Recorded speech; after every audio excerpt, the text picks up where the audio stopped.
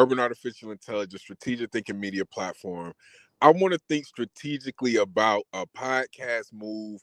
Joe Budden need to sign Bernice Burgos to a podcast deal on his network. Now, I know his history with signing other podcasters to deal on his network isn't great. It hasn't went well all the time, but I think he was taking on too much.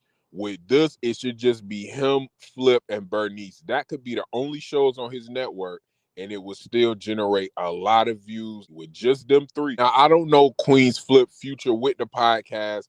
I don't know what the future looks like in that situation, but I don't think that Joe and Queen's Flip are going to part ways completely anytime soon.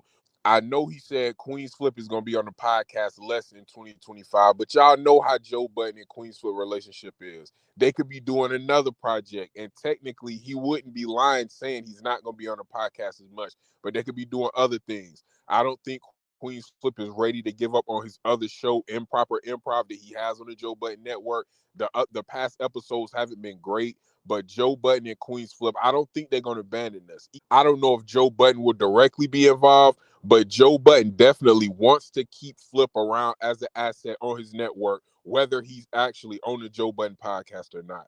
In the past, Joe Budden has gathered other podcasters. He tried to bring them to his network. He did it with a couple female podcasts. He don't need to give up on this. He doesn't need to abandon that idea of building an actual network. He can have more than his show. I think with Queen's Flip, Bernice Burgos would be the perfect person to pair with the Joe Budden podcast. Bernice need to have her own show. We see Melissa Ford got her own show, and they was trying to clown Melissa Ford numbers for her show. Some people on the internet was trying to clown it. The ratings really wasn't that bad. She was like around the middle of the pack for podcasting. They was kind of exaggerating it, but if she continues with it, and if Joe Budden continues to keep her on his podcast, her podcast is going to grow. She's going to get more listeners. But if he sees the value in Melissa Ford contributing on the show, and if she can hold her own as a podcaster, I know he's looking at Bernice Burgos, seeing how she went viral this week. It was two things that she said in his podcast that went viral. He could see value in her as a podcaster. So let's go to Urban AI real quick. Urban AI, who is Bernice Burgos? Bernice Burgos is an American model, entrepreneur, and social media personality. She was born on April 17, 1980, in the Bronx, New York, and has Puerto Rican heritage. Bernice is known for her appearances in music videos for artists like Drake, J. Cole, DJ Khaled, and Rick Ross.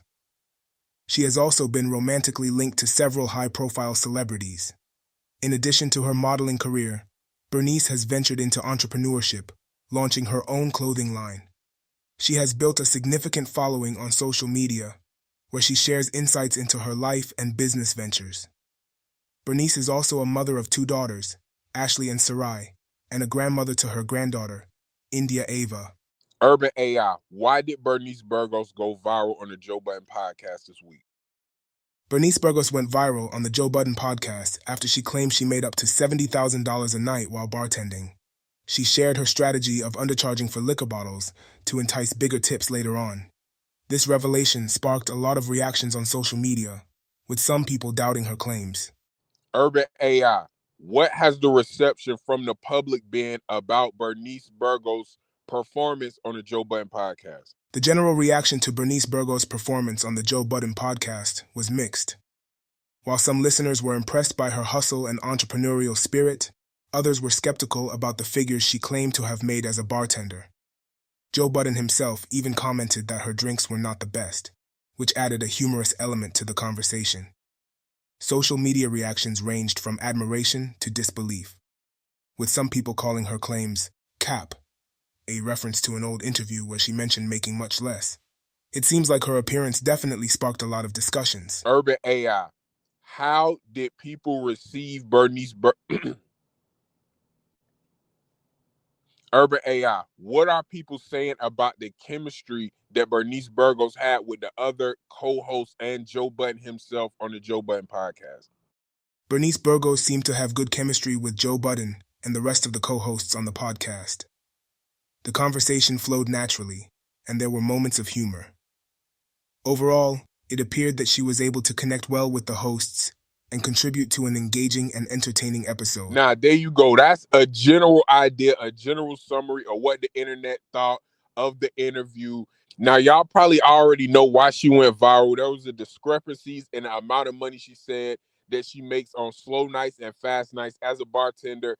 Whatever, I mean, who cares? Everybody on the internet tries to look rich. Everybody on the internet tries to look like they have more money than they do. This is normal. Who cares if she lied about that? She was making a lot of money either way. She's still rich. But that's not the point. I didn't really want to lock in on that. That was a small part of the interview. She also spoke about how sending her $500 is basically her love language, and those are things that she feels like is romantic. Now, a lot of people had issues with that. I really don't have issues with that, man. Whatever her preference in men is, that's her preference. The thing that I want to talk about is her conversation is making people talk. I don't know if she was doing that on purpose, if that's how she really feels, if she was flexing on either of the things that people said that had discrepancies with in the interview. Either way, she got people talking. She knows how to do this. She's done this before through social media. She's done this before in interviews where she's kind of said things, and it wasn't to this big of a scale, but she is a good conversationalist, and I believe she has a good personality for podcasting. Now, can she hold down a podcast on her own? I don't know. I'm not sure. But I do know that she's doing some things with YouTube. She's recently been back active on YouTube. She started a YouTube a while ago. She abandoned it probably for other more lucrative opportunities with clothes and things like that. But I see she's back on YouTube. So that could be a sign there as well. Joe Budden might want to check her YouTube out, see how she looks in front of the camera, continuously talking just by herself, and see if that could translate well with podcasting. I think it could.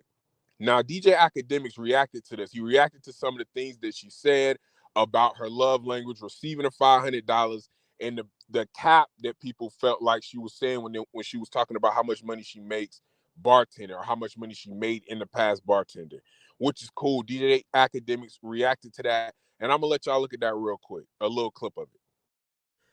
Yo, there's an older echelon of people who look at Bernice like she's God. And I'm like, to the majority of YNs out there, they don't know or don't give a fuck about Bernice Burgos. The chick is 45. You get what I'm saying? Respectfully.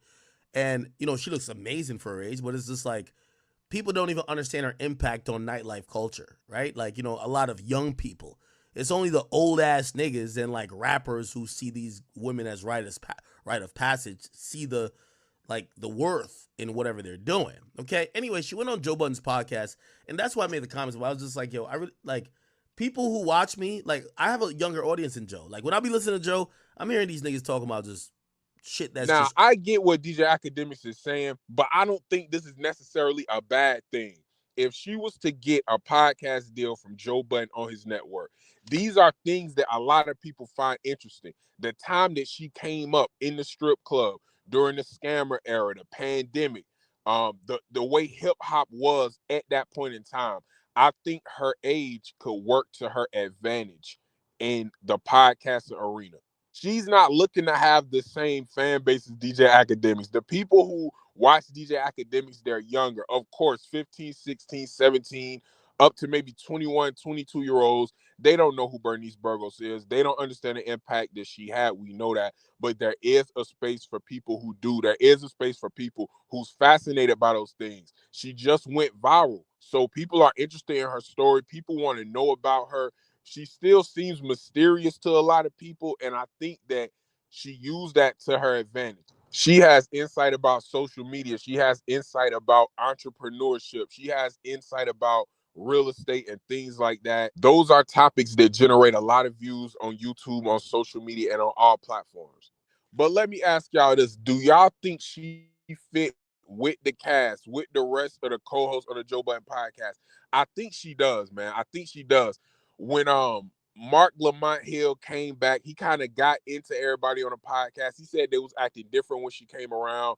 That was a good look, though. It was a interesting episode. It was funny to see how they reacted to her. Now, that's not gonna happen long. If she's a regular or she keeps coming on, it's not gonna always be like that. But that was still interesting to watch them react to her, their conversation, their mannerisms. It was entertaining at the end of the day.